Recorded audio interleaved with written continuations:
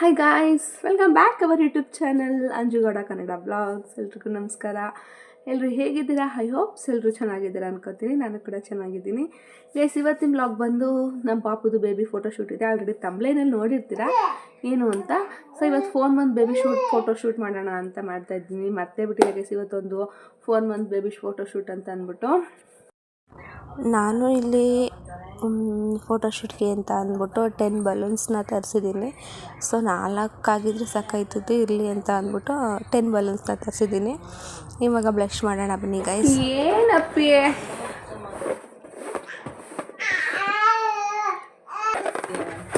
Full ಗಿರ್ಚ್ತಾ ಇದ್ದೀನಿ guys. ಮೇಲ್ಗ ತೊಟ್ಟಲೇ ಮಲಗಿಸ್ಬಿಟ್ಟಿದ್ದೀನಿ, ಎತ್ಕೊಳ್ಳಿ ಮೇಕೆ ಅಂತ ಅಂದ್ಬಿಟ್ಟು. ಸಖತ್ ಗಿರ್ಚ್ತಾ ಆಯ್ತಾ.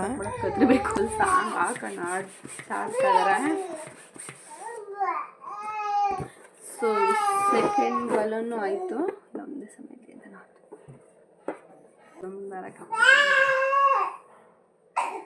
ಏನಪ್ಪ ಇವತ್ತು ನನ್ನ ತಲೆಗೆಲ್ಲ ಆಯಿಲ್ ಅಪ್ಲೈ ಮಾಡ್ತಿದ್ದೀನಿ. ತುಂಬ ದಿನ ಆಗಿತ್ತು, ತಲೆಗೆ ಎಣ್ಣೆನೇ ಹಚ್ಚಿರಲಿಲ್ಲ.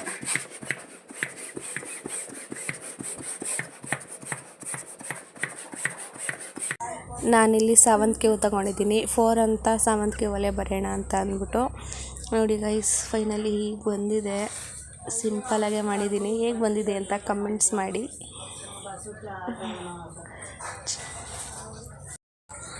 ನಮ್ಮನೆ ತುಂಟ ಬಂದರು. ಇಷ್ಟೊತ್ತು ತನಕ ಹೊರ್ಗಡೆ ಆಟ ಆಡ್ತಿದ್ರು ಗೈಸ್, ಗೊತ್ತಿರಲಿಲ್ಲ. ಅವ್ರು ಬರೋಷ್ಟಲ್ಲಿ ಮಾಡ್ಕೊಬಿಡೋಣ ಅಂತ ಮಾಡ್ತಿದ್ದೆ. ಈಗ ಬಂದ್ಬಿಟ್ಟು ನಂದು ಫೋಟೋ ತೆಗೀರಿ, ನಾನು ಮಲ್ಕೋತೀನಿ ಅಂತ ಅಂದ್ಬಿಟ್ಟು ಫೋಟೋ ತಗೊಂಡು ಅಲ್ಲಿ ಬಲೂನ್ಸ್ ಎಲ್ಲ ಮಿಸ್ ಆಗ್ತಾಯಿದ್ದಾರೆ. ಇವರಿದ್ರಂತೂ ಏನೂ ಮಾಡೋಕ್ಕಾಗಲ್ಲ ಗೈಸ್. ನೋಡಿ, ಅವನು ಬ್ಲಷ್ ಮಾಡ್ತೀನಿ ಅಂತ. ಫೋಟೋಶೂಟ್ ಹೇಗೆ ಬಂದಿದೆ ಅಂತ ಕಮೆಂಟ್ಸ್ ಮಾಡಿ.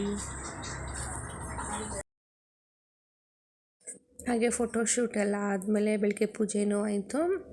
ಸೊ ನೋಡಿ ಹೇಗೆ ಮಾಡಿದ್ದಾರೆ ಅಮ್ಮ ಪೂಜೆ. ತುಂಬ ಚೆನ್ನಾಗಿ ಕಾಣಿಸ್ತಿದೆ ಅಲ್ವಾ ದೇವ್ರ ಫೋಟೋಸ್ ಎಲ್ಲ. ನಮ್ಮಮ್ಮಂಗಂತೂ ಹೂ ಜಾಸ್ತಿನೇ ಇರಬೇಕು. ಹೂವಿಲ್ಲ ಅಂದರೆ ಪೂಜೆ ಮಾಡೋಕ್ಕೆ ಅವ್ರು ಇಷ್ಟನೇ ಪಡೋದೇ ಇಲ್ಲ. ಹಾಗೆ ಪೂಜೆ ಎಲ್ಲ ಮುಗಿಸ್ಕೊಂಡು ನಾನು ಸ್ವಲ್ಪ ಹಾಸ್ಪಿಟಲ್ಗೆ ಹೋಗೋದಿತ್ತು. ಹಾಸ್ಪಿಟಲ್ಗೆ ಹೋದರೆ ಯಪ್ಪ ತುಂಬ ರಶ್ಶು. ನೋಡಿ ಎಷ್ಟೊಂದು ಜನ ರಶ್ ಇದ್ದಾರೆ. ನಾವು ನಿನ್ನೆನೇ ಅಪಾಯಿಂಟ್ಮೆಂಟ್ ತೊಗೊಂಡಿದ್ದು. ಆ ಅಪಾಯಿಂಟ್ಮೆಂಟ್ ತೊಗೊಂಡು 10 ಗಂಟೆಗೆ ಬಂದಿದ್ದೀವಿ. 11:30ಗೆ ಹೇಳಿದರು. ಅಷ್ಟು ಬೇಗನೆ ಇಷ್ಟೊಂದು ರಶ್ ಇದ್ದಾರೆ. ಯಾವಾಗಲೂ ರಶ್ ಇರುತ್ತೆ. ಹಾಗೆ ಈ ಹಾಸ್ಪಿಟಲ್ ಬಂದು ಜ್ಯೋತಿಸ್ ಹಾಸ್ಪಿಟಲ್ ಅಂತ ರಾಜ್ಕುಮಾರ್ ರೋಡಲ್ಲಿ ಇತ್ತು. ನಾವು ಏನೋ ತೋರಿಸ್ಕೊಳಕ್ಕೆ ಬಂದ್ವಿ, ಬಟ್ ಅಲ್ಲಿ ಅಡ್ಮಿಟ್ ಆಗೋ ಥರ ಆಯಿತು. ಸೊ ನಾನು ಅಂದ್ಕೊಂಡೇ ಇರಲಿಲ್ಲ ನಾನು ಅಡ್ಮಿಟ್ ಆಗ್ತೀನಿ ಅಂತ ಅಂದ್ಬಿಟ್ಟು. ಚೆಕಪ್ಗೆ ಅಂತ ಬಂದ್ವಿ. ಗೌರ್ಮೆಂಟ್ ಹಾಸ್ಪಿಟ್ಲಲ್ಲಿ ಮಾಡಿರೋ ತಪ್ಪಿಗೆ ನಾನು ಅನುಭವಿಸ್ಬೇಕು. ಬಟ್ ಈ ರೀತಿ ಎಲ್ಲ ಆಗುತ್ತೆ, ನಾನು ಸಿಸರಿನ್ ಮಾಡಿಸ್ಕೊಂಡ್ರೆ ಅಂತ ನಿಜವಾಗ್ಲೂ ಗೊತ್ತಿರಲಿಲ್ಲ ಗೈಸ್. ಏನು ಪ್ರಾಬ್ಲಮ್ಮು, ಏನೋ ಟ್ಯಾಬ್ಲೆಟು ಔಷಧಿನ ಕೊಟ್ಟು ಕಳಿಸ್ತಾರೆ ಅಂತ ಅಂದ್ಕೊಂಡಿದ್ದೆ. ಬಟ್ ಅಡ್ಮಿಟ್ ಆಗೋ ಥರ ಆಯಿತು. ಹಾಗೆ ಅಲ್ಲೇ ಮಧ್ಯಾಹ್ನ ಊಟಕ್ಕೆ ಕ್ಯಾಂಟೀನಲ್ಲೇ ಊಟ ಇತ್ತು. ಇನ್ನೇನು ಮನೆಗಂತೂ ಹೋಗೋಕ್ಕಾಗಲ್ಲ, ಎಮರ್ಜೆನ್ಸಿ ಅಡ್ಮಿಟ್ ಆಗಲೇಬೇಕು ಅಂತ ಹೇಳಿದರು. ಹಾಗಾಗಿ ಅಲ್ಲೇ ಊಟ ತಗೊಂಡು ಮಧ್ಯಾಹ್ನ ಊಟವನ್ನು ಮುಗಿಸ್ಕೊಂಡ್ವಿ. ನನಗಂತೂ ಭಯನೇ ಆಗೋಯಿತು ಅಡ್ಮಿಟ್ ಆಗಬೇಕು ಅಂತ ಅಂದ ತಕ್ಷಣ. ನನ್ನ ಮಗನ್ನ ಊರಲ್ಲೇ ಬಿಟ್ಟಿದ್ದೆ, ಅದಕ್ಕೆ ಅವನು ಒಬ್ಬನೇ ಆಟ ಆಡ್ಕೊತಾ ಇದ್ದಾನೆ. ಅವನು ಕರ್ಕೊಂಡು ಈ ಪಾಪು ನಾನು 3 ಜನನೂ ಹಾಸ್ಪಿಟ್ಲಿಗೆ ಹೋಗೋಕ್ಕಾಗಲ್ಲ. ಹಂಗಾಗಿ ಊರಲ್ಲೇ ಬಿಟ್ಬಿಟ್ಟು ಹೋಗಿದ್ದೆ. ಅವನು ಯಾರನ್ನೂ ಕೇಳಿಲ್ಲ, ಸುಮ್ಮನೆ ಆಟ ಆಡ್ಕೊತಾ ಇದ್ದಾನೆ ಕಾರಲ್ಲಿ ಅಂದ್ಕೊಂಡು ಫೋನ್ ಮಾಡಿದ್ರು. ಆಗ ಒಂದು ವೀಡಿಯೋ ಕಳಿಸಿದ್ರು. ಊಟ ಮಾಡಿಸ್ಕೊಳ್ಳಲ್ಲ. ಸೊ ಏನಿಲ್ಲ, ಆಟ ಆಡ್ಕೊಂಡು ಇರ್ತಾನೆ, ಬಟ್ ಊಟ ತಿನ್ನಲ್ಲ ಗೈಸ್. ನಾನೇ ಊಟ ತಿನ್ನಿಸ್ಬೇಕು, ಬೇರೆ ಯಾರ ಹತ್ರನೂ ಊಟ ತಿನ್ನಿಸಲ್ಲ. ಅದೇ ಪ್ರಾಬ್ಲಮ್ ಒಂದು. ಎಲ್ಲರ ಹತ್ರನೂ ಊಟ ತಿನ್ನಿಸ್ಕೊಂಡು ಏನು ಸಿಗುತ್ತೆ ಅದು ತಿನ್ಕೊಂಡು ಇದ್ಬಿಟ್ರಂತೂ ಅವನ ಥರ ಇರೋರೇ ಇಲ್ಲ. ಊಟ ತಿನ್ನಲ್ವಲ್ಲ, ಆ ಕಾರಣಕ್ಕೆ ಅವನು ಎಲ್ಲೂ ನಾನು ಬಿಟ್ಟು ಬರ್ತಿರ್ಲಿಲ್ಲ. ಈಗ 2 ಮಕ್ಕಳೂ ಹಾಸ್ಪಿಟಲಲ್ಲಿ ಇಟ್ಕೊಂಡು ನೋಡ್ಕೊಳ್ಳೋದು ತುಂಬ ಕಷ್ಟ. ಬಟ್ ಎಮರ್ಜೆನ್ಸಿಯಾಗಿನೂ ಡಿಸ್ಚಾರ್ಜ್ ಮಾಡಲ್ಲ ಅಂತ ಹೇಳಿದ್ದಾರೆ.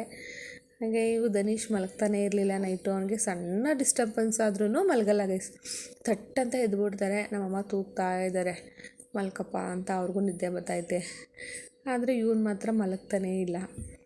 ನಕ್ಕೊಂಡು ಆಟ ಆಡ್ತಾಯಿದ್ದಾರೆ. ಯಾರು ನರ್ಸ್ಗಳೆಲ್ಲ ಬಂದರೆ ಎತ್ಕೊಳ್ಳಿ ನನ್ನ ಅನ್ನೋ ಥರ ನಕ್ಕೊಂಡು ಅವ್ರ ಜೊತೆ ಆಟ ಆಡ್ಸ್ಕೊಂಡಿರ್ತಾನೆ.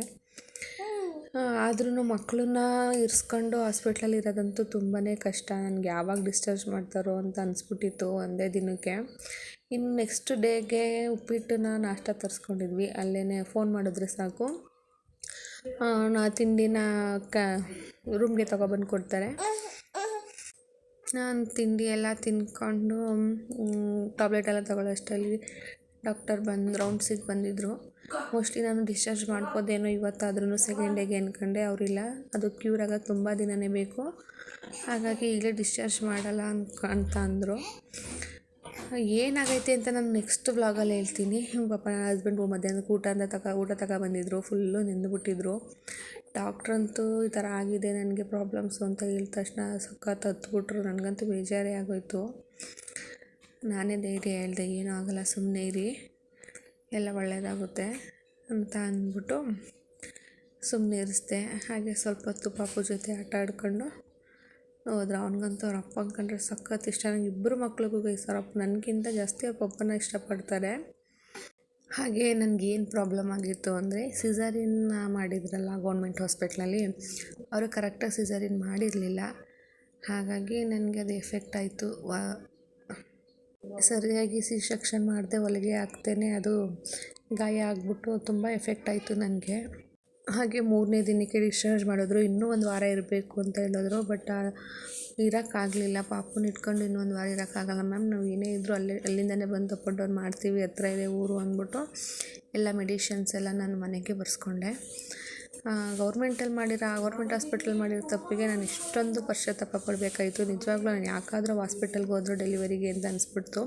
ನಾನು ಮೊದಲನೇ ಡೆಲಿವರಿ ಆಗಿದ್ದು ಈ ಹಾಸ್ಪಿಟಲ್ಲೇ, ನಾನು ಇಲ್ಲಿಗೆ ಬರಬೇಕಿತ್ತು. ನಾನು ಮಾಡಿರೋದೊಂದು ದೊಡ್ಡ ತಪ್ಪಿಗೆ ನಾನು ಇವತ್ತು ಅನುಭವಿಸ್ತಿದ್ದೀನಿ. ಬಟ್ ಇದ್ರ ಬಗ್ಗೆ ಏನಾಯಿತು ಎಂತು ಅಂತ ನಾನು ನೆಕ್ಸ್ಟ್ ವ್ಲಾಗಲ್ಲಿ ತಿಳಿಸ್ತೀನಿ. ಒಂದೇ ವ್ಲಾಗಲ್ಲಿ ತಿಳಿಸೋಕ್ಕಾಗಲಿಲ್ಲ. ಫೈನಲಿ 3ನೇ ದಿನಕ್ಕೆ ಡಿಸ್ಚಾರ್ಜ್ ಮಾಡಿದ್ರು. ಸೊ ಇದು ನಾವಿದ್ದಿದ್ದು ರೂಮು. ಬಟ್ ಎಲ್ಲ ಚೆನ್ನಾಗಿತ್ತು, ಕ್ಲೀನಿಂಗ್ ಇತ್ತು. ನಾವು ಏನೇ ಫೆಸಿಲಿಟಿ ಬೇಕಾದರೂ ಹತ್ರದಕ್ಕೆ ಬರ್ತಿತ್ತು, ನಾವು ಎಲ್ಲಿಗೂ ಹೋಗಬೇಕಾಗಿರಲಿಲ್ಲ. ನಾವು ಮನೆಗೆ ಹೊರಟ್ವಿ. ಇವಾಗ ಅಮ್ಮ ನಾನಿಬ್ಬರು ಲಿಫ್ಟಲ್ಲಿ ಹೋಗ್ತಾಯಿದ್ವಿ. ನೋಡಿ ಹೆಂಗೆ ಆಗ್ಬಿಟ್ಟಿದ್ದೀವಿ ಅಂದರೆ, ಅಯ್ಯೋ ಬೇಡ ಅನ್ನಿಸ್ಬಿಡ್ತು. ಹಾಸ್ಪಿಟ್ಲ್ ಸಹವಾಸ ಯಾರಿಗೂ ಬೇಡ ಅನ್ನಿಸ್ಬಿಡ್ತು ಗೈಸ್. ಹಾಗೆ ಇನ್ನು 3 ಡೇಸ್ ಇಂಜೆಕ್ಷನ್ ಮಾಡೋದ್ರಿಂದ ನನಗೆ ಎನ್ವಲಪ್ ತೆಗೆದಿರಲಿಲ್ಲ. ಓಕೆ ಗೈಸ್, ಈ ವ್ಲಾಗ್ನ ನಾನು ಇಲ್ಲಿಗೆ ಎಂಡ್ ಮಾಡ್ತಿದ್ದೀನಿ. ಇದಾಗಿತ್ತು 3 ದಿನದಲ್ಲ ವ್ಲಾಗು. ಪ್ಲೀಸ್ ಯಾರೆಲ್ಲ ನನ್ನ ಚಾನಲ್ ಸಬ್ಸ್ಕ್ರೈಬ್ ಮಾಡದೆ ನೋಡ್ತಾ ಇದ್ದೀರಾ, ಬೇಗ ಹೋಗಿ ಸಬ್ಸ್ಕ್ರೈಬ್ ಮಾಡ್ಕೊಳ್ಳಿ. ಟೇಕ್ ಕೇರ್, ಬಾಯ್.